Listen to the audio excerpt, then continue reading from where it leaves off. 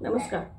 स्त्रियांच्या प्रश्नाबद्दल बोलत असताना अनेकांना ती स्त्री म्हणजे जी स्त्री असते ती एक तर बायको किंवा पत्नी अशा स्वरूपात त्यांच्या डोळ्यासमोर उभी राहते आणि अनेकांना ती प्रतिस्पर्धी म्हणून वाटत असते. प्रतिस्पर्धी म्हणून तिचा विचार करत असतात. खरं स्त्री प्रश्नाबद्दल अतिशय संवेदनशीलपणे विचार केला गेला पाहिजे. कारण स्त्री प्रश्न म्हणजे हा काही फक्त स्त्रियांचा प्रश्न असा विचार नका करू. ह्या देशातल्या निम्मे लोकसंख्येचा हा प्रश्न आहे. आणि ह्या निम्मे लोकसंख्येच्या प्रश्नाबद्दल आपण संवेदनशील असलं पाहिजे की ह्या देशातल्या निम्मे लोकसंख्या असलेल्या ज्या स्त्रिया आहेत त्या स्त्रियांना आजपर्यंत आपण त्यांच्यासोबत अनेक प्रकारे वेगवेगळ्या प्रकारे त्यांच्या ज्या विकासाच्या संधी होत्या त्या हिरावून घेतल्या, त्यांना त्या उशिरा मिळाल्या आणि आजही आपण त्याबद्दल सगळ्या दोऱ्या स्वतःच्या हातात ठेवू इच्छितो पुरुष म्हणून. तर लक्षात घ्या की स्त्री प्रश्नाबद्दल बोलत असताना तिचा प्रतिस्पर्धी म्हणून विचार करण्यापेक्षा तिचा तुम्ही परस्परांना पूरक असा विचार करा. स्त्री पुरुषांनी प्रतिस्पर्धी म्हणून विचार करण्यापेक्षा जे स्त्रियांनी पण तसा विचार करू नये आणि पुरुषांनी पण तसा विचार करू नये, त्यापेक्षा परस्परांना पूरक असा विचार करा. अनेक लोक जे आहेत म्हणजे फुले शाहू आंबेडकर विचार करणारे असतील, एक मिनिट. तर हा जो आहे म्हणजे अनेक लोक आहेत जे फुले आंबेडकरी विचारांचं पण काम करतात किंवा काही लोक म्हणजे वेगवेगळ्या अंगाने वेगवेगळ्या प्रश्नांवर काम करत असतात. सामाजिक क्षेत्रातली पण माणसं आहेत. त्यांना पण माझी विनंती आहे की तुम्ही अगदी महात्मा ज्योतिबा फुलेंवर किंवा सत्यशोधक म्हणून काही लोक काम करतात, तर तुम्ही ज्या वेळेला हे काम करत असाल त्यावेळेला ह्या कामाची म्हणजे महात्मा फुलेंच्या विचारांचं किंवा समता प्रस्थापित करण्याचं जे काम होतं त्याची सुरुवातच मुळात स्त्री प्रश्नापासून होते.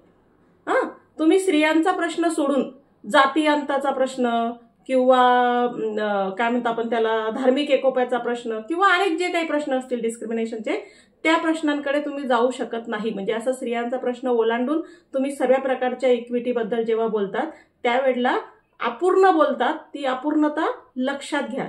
त्याच्यामुळे याचा विचार करा की स्त्री प्रश्नाला ओलांडून तुम्ही जाती अंताचा प्रश्न, धार्मिक एकोप्याचा प्रश्न, समाजात समता प्रस्थापित करण्याचं जे काही तुमचं स्वप्न आहे त्या स्वप्नपूर्तीकडे तुम्ही जाऊ शकत नाहीत.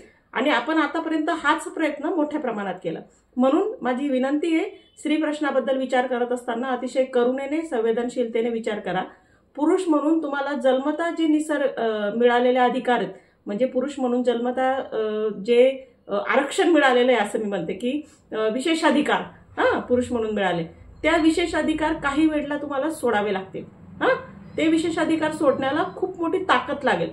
ती ताकद तुम्हाला गोळा करावी लागेल आणि ती मानवतेच्या अंगाने त्याचा विचार करावा लागेल.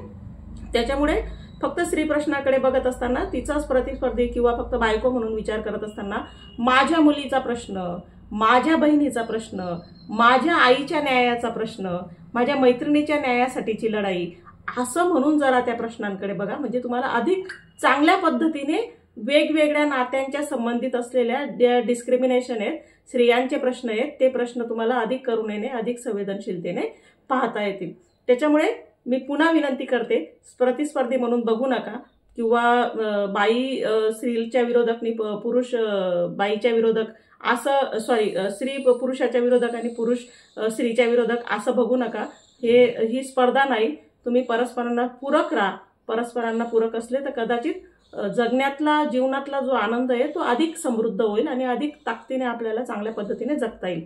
मी पुन्हा सांगते की तुम्ही जाती अंताचा प्रश्न, धार्मिक एकोप्याचा प्रश्न ह्या प्रश्नाकडे स्त्री प्रश्नाला सोडून ओलांडून जाऊ शकत नाही. त्याच्यामुळे जे कोणी चळवळीतले पण मित्र असतील, सहकारी असतील, जे कोणी मार्गदर्शक असतील किंवा काही लोक असे म्हणतात म्हणजे मला कायम ह्याचं हसायला येतं की किंवा प्रश्नही पडतो की काही लोक आम्हाला असे भेटतात की अरे आम्हाला आमच्या कुटुंबामध्ये अजून इक्वॅलिटी आणता आली नाही, आम्ही एवढे बाहेर भाषण करतो वगैरे.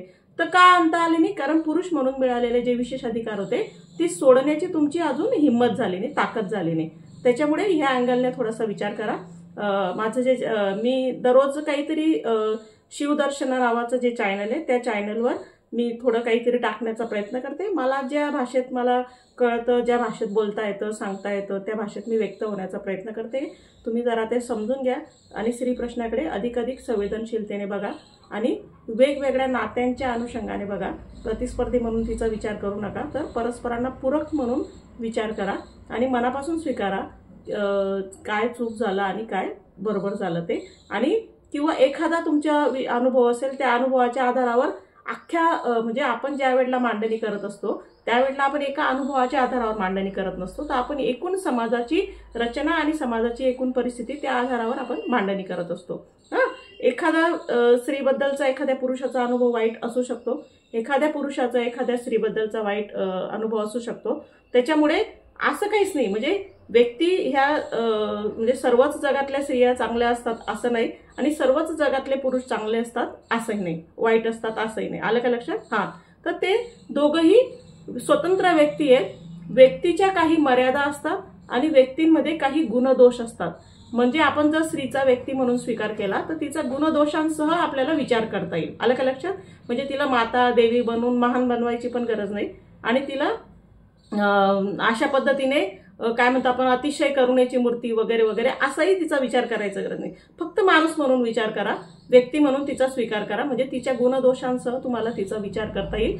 आणि पुरुषाचं पण अगदी तसंच आहे, तोही माणूस आहे, त्याचे पण काही गुणदोष असतात.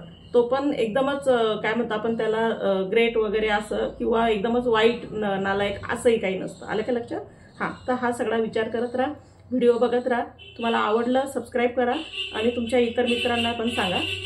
इतर मित्रांना आजूबाजूच्या लोकांना याच्यासाठी सांगा कारण जास्तीत जास्त लोकांपर्यंत मला त्या निमित्ताने पोहोचता येईल. थँक्यू.